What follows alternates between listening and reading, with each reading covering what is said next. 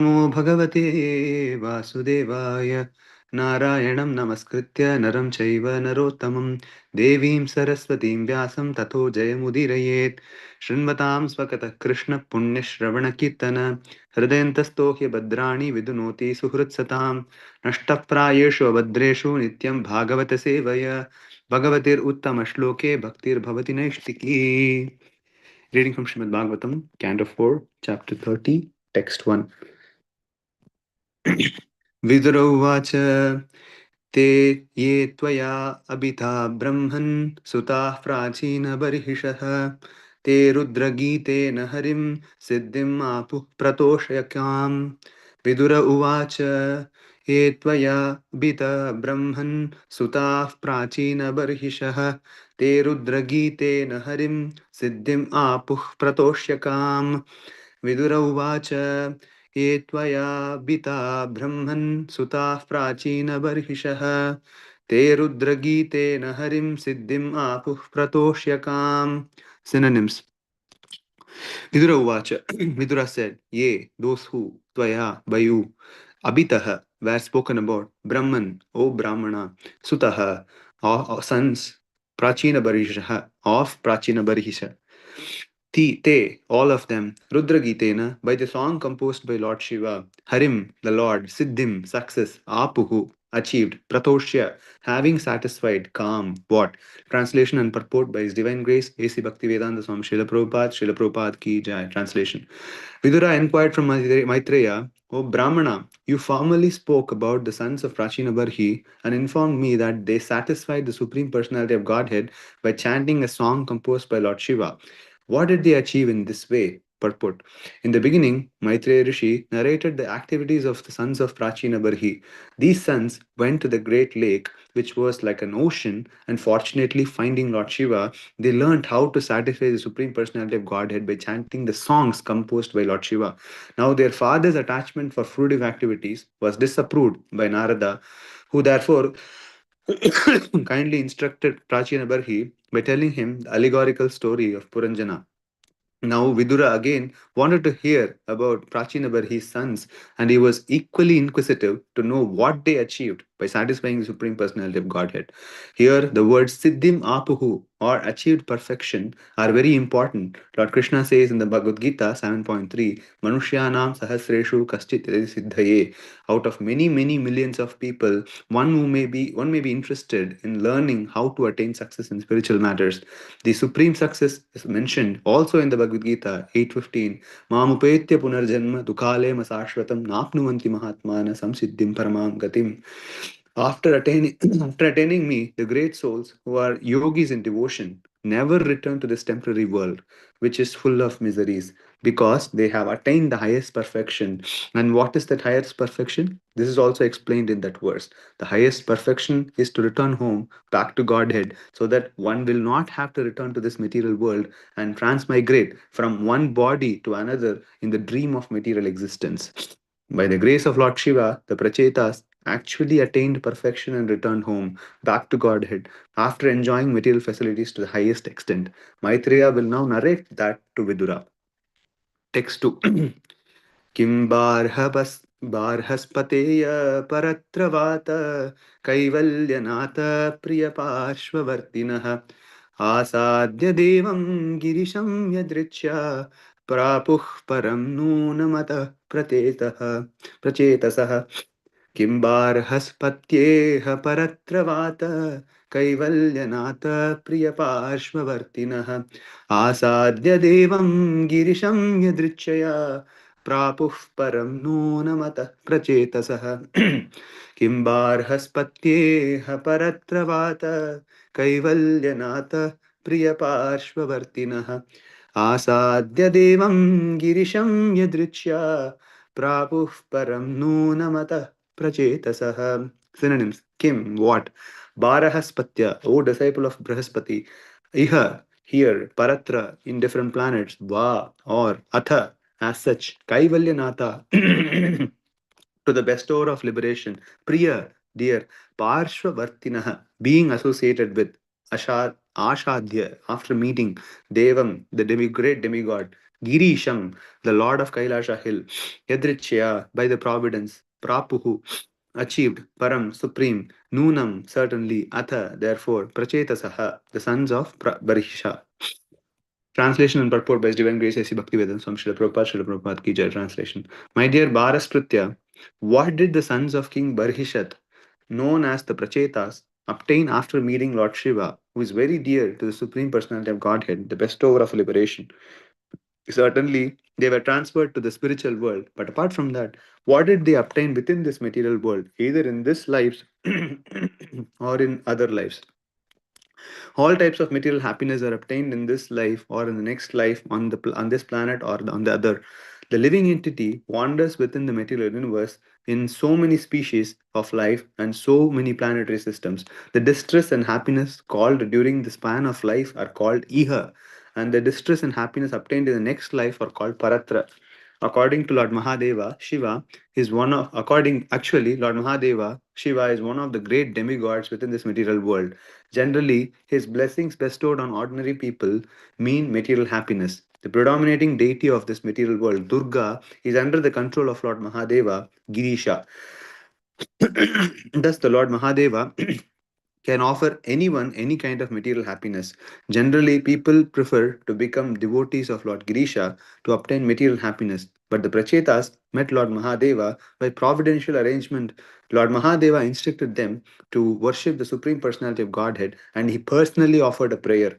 As stated in the previous verse, Rudra Gitena, simply by chanting the prayers offered by Lord Shiva to Vishnu, the Prachetas were transferred to the spiritual world. Sometimes devotees desire to enjoy material happiness also. Therefore, by arrangement of the Supreme Personality of Godhead, the devotee is given a chance to enjoy the material world before his final entrance into the spiritual world. Sometimes the devotee is transferred to heavenly planet, to Janaloka, Maharloka, Tapaloka, Siddhaloka, and so on. However, a pure devotee never aspires for any kind of material happiness. The pure devotee is consequently transferred directly to Vaikuntha Loka, which is described here as Param. In this verse, Vidura asks Maitreya, the disciple of Brihaspati, about the different achievements of the Prachetas. नमो ओम विष्णुपदाय कृष्ण पृष्ठाय भूतले श्रीमते भक्ति वेदांत स्वामिनिति नामने नमस्ते सरस्वती देवी गौरवाणी प्रचारिणी निर्विशेष शून्यवादी पाश्चात्य देशतारिणी जय श्री कृष्ण चैतन्य प्रभु नित्यानंद श्री अद्वैत गदाधर शिवासादि गौर भक्त वृंद हरे Krishna Krishna Krishna Hare Hare Hare Ram Ram Ram Hare Hare. I humbly bow down to all the assembled Vaishnavas. Thank you for giving me an opportunity to purify myself. So, today we are beginning the chapter, 30th chapter of 4th canto, text 1 and 2. So this is so in continuation. So we saw the beautiful allegorical story of Puranjana and how Narada Muni instructed Prachina Barhishat that he should not be interested in doing animal sacrifices. Now the topic of discussion turns over to the question by Vidura to Maitreya. Yeah, so he's after the story of Prachina Barhish is done, he's asking about their sons. They were mentioned earlier in the previous sections, I think 15th chapter of the 4th canto, about how Prachetas, who are the sons of Prachina Barhi, they went to the ocean, the westmost part of India, and then they, by providence, they saw Lord Shiva coming out with his Parshadas, and then Lord Shiva instructed them on the glorious Rudra Gita. Lord Shiva sang the beautiful prayers praising the form of the Supreme Lord and how to worship the Supreme Lord. And the Prachetas, they followed the instructions of Lord Shiva as their spiritual master, and then they meditated under the water so that they won't be disturbed by any kind of disturbances, and they took very strong austerities, and then they perfected their lives. So that was mentioned in the previous section of the 4th canto. Now Vidura is again hooking on to that particular episode and is asking what. So I heard about Prachina Barhi. So what happened to his sons Prachetas? And he's asking what perfection did they achieve, and what did they do in this material world, and what all, either in this life or in the next lives, and what was their supreme abode was the question which is posed by Vidura. So here, in the purport, Srila Prabhupada draws very beautiful explanations, and I was able to like summarize this entire two verses into like five different points. So in terms of two layers, we can think about what is the real siddhi. So that's the first purport which Srila Prabhupada talks about, and then what is the devotee's relationship with iha and paratra. So Prabhupada introduces us to these two words, which is iha and paratra. Iha is currently the place where we are situated in, or this current birth, and paratra is like future births. So Prabhupada talks about the real Siddhi. So the real Siddhi, Prabhupada explains this verse from Srimad Bhagavad Gita. He says, Manushyanam sahasreshu kaschit siddhaye yatamapi siddhanam kaschin mam veti tatpataha.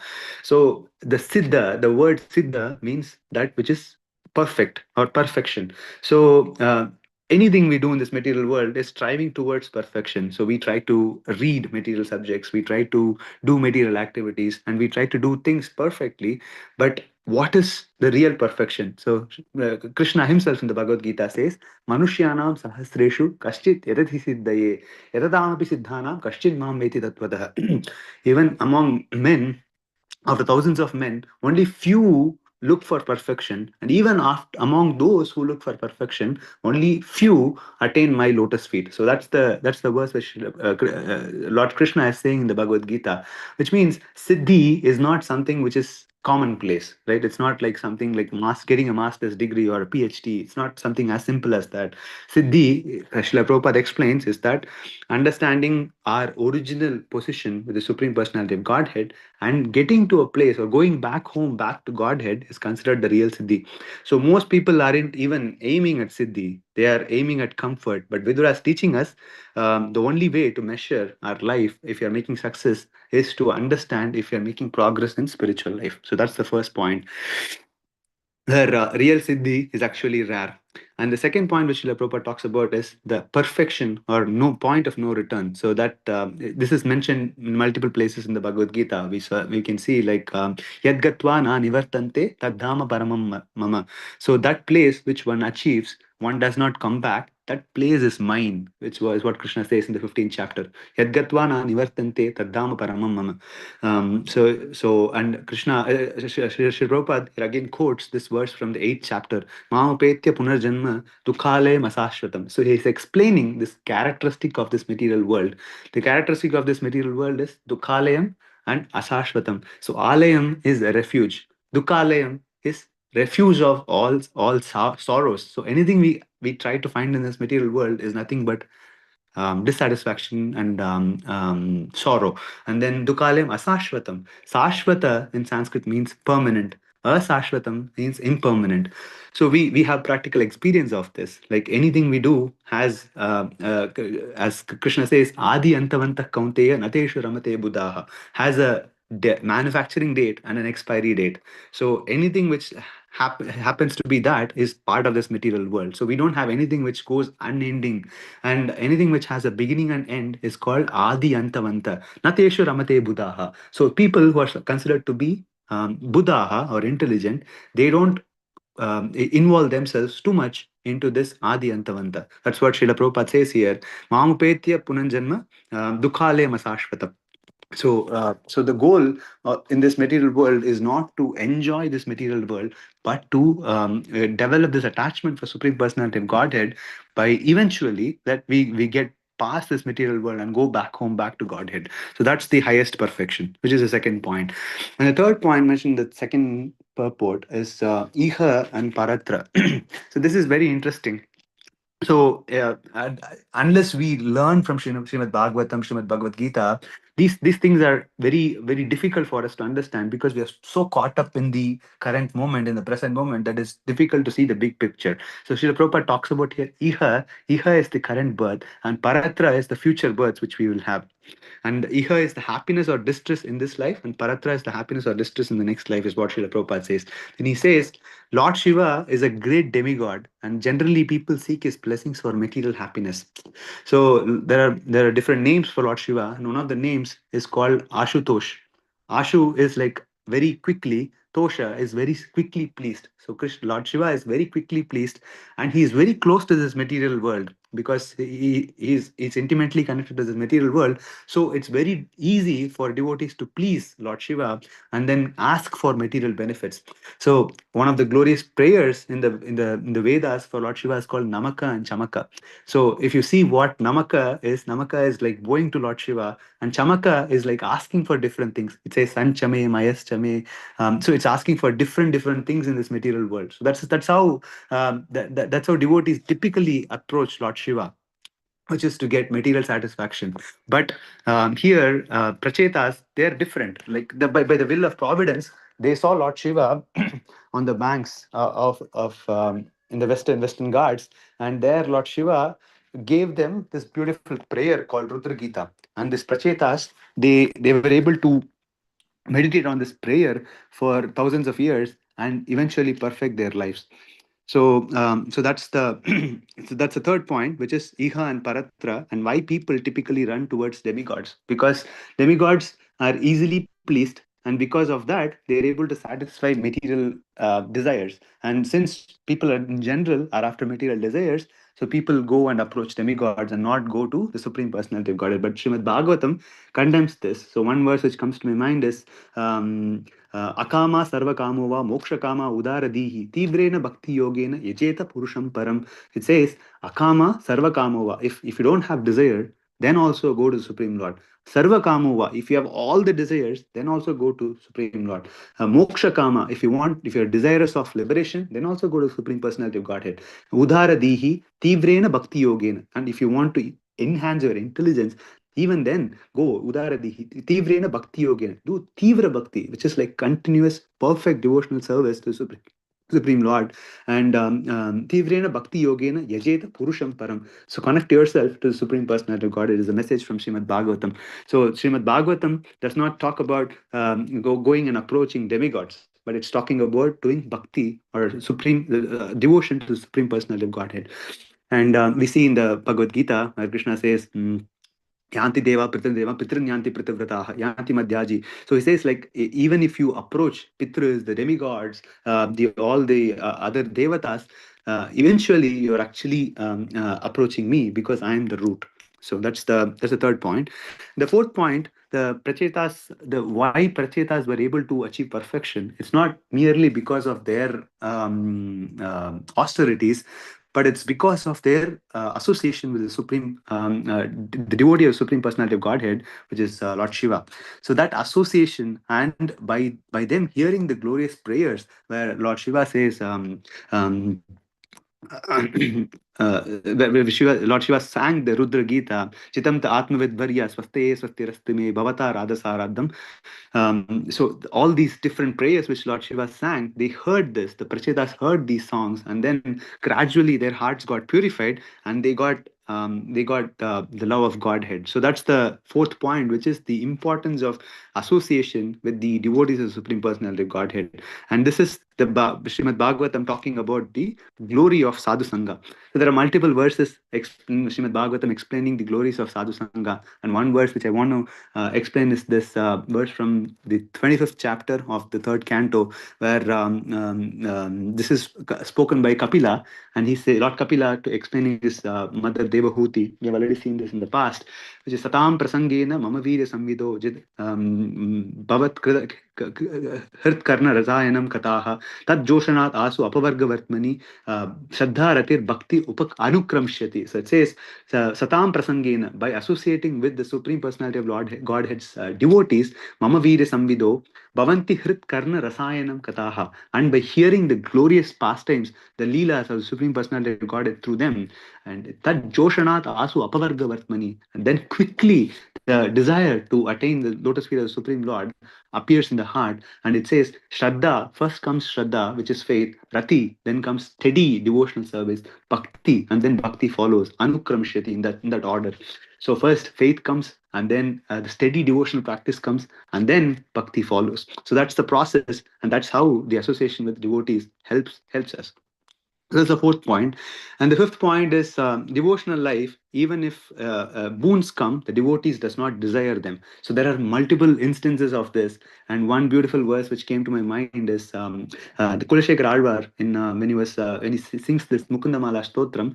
He says, Diviva Bhuiva Mamastu Vasam Narakeva Narakantaka Prakamam Avadirita Sharadhara Vindo Charanapi Maranapi Sintayami. So he says, Diviva Bhuviva Mamastu Vasam. Even if I am in this world, in this material world, or I am in this planet of the demigods, it doesn't matter. Narakeva Narakantaka Prakamam. Even if I am put in this hell, I don't care. That's the will of Supreme Personality of Godhead. But what I desire, Avadirita Sharadhara Vindo Charanepi Maranepi Chintayami. So he says, what I want to always remember, my mind to be always fixed on the lotus feet of Supreme Personality of Godhead, that even at the time of death, the only thing I want to remember is this lotus feet of Supreme Personality of Godhead. So that's the mood with which devotees generally approach the process of bhakti. Another verse which comes to my mind is from the prayers of Vritrasura. He says, even if I'm born in this, I don't want nanaka prishtam nacha parameshtim na sarvabhaum narahadipatyam na yoga siddhir apunar va samanjasatvam virahaya kankshe. So he says, I don't want this naraka. I don't want this beautiful kingdom. I don't want anything else. But even if I get everything, if I don't get Krishna Bhakti, then I don't want any of these things. So this is the mood of the devotees. So these 5 points from these purports are very very important. Like these are like charvita charvananam, chewing the curd, right? We're continuously being introduced about these points by Srila Prabhupada, but it's very important for us to ruminate on them and understand what Srila Prabhupada is trying to mean in these purports, because each of these purports is like a lifetime or millions of lifetimes worth of education and knowledge, which is like condensed and put into a format so that we can easily digest them. So thank you so much for giving me an opportunity to purify myself.